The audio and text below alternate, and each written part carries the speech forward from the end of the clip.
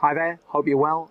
I thought I would share some feedback on what my SBL students found their exam like today. In summary, I think it was a really fair exam.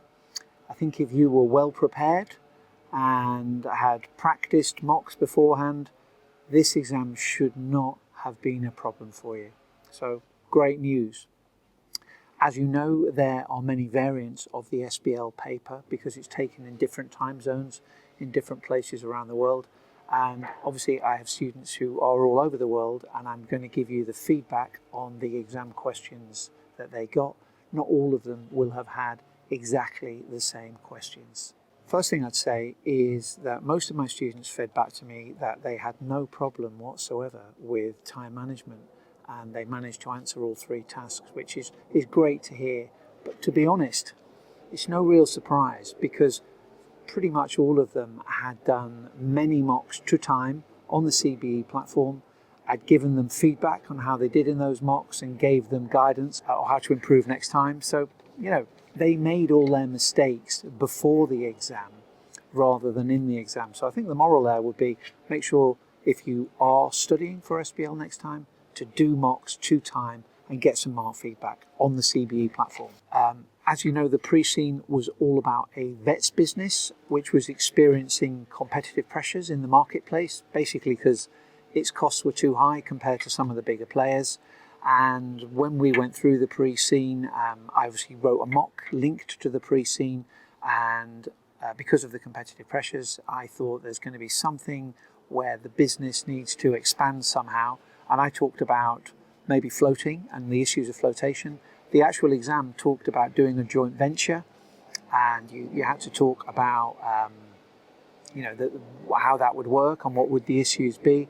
But some of the students also got a question about an acquisition, and on that question they were asked to talk about if we did acquire somebody, what would the change management issues be? And again, we did talk about that if you look at the pre-scene review before the exam came out. So it's really worth doing a thorough understanding of the pre-scene.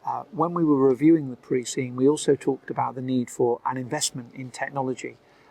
Technology wasn't great, that was kind of a bit of a big flag, and we talked about how technology could benefit. We talked about how technology could be used in marketing and also maybe in customer relationship management.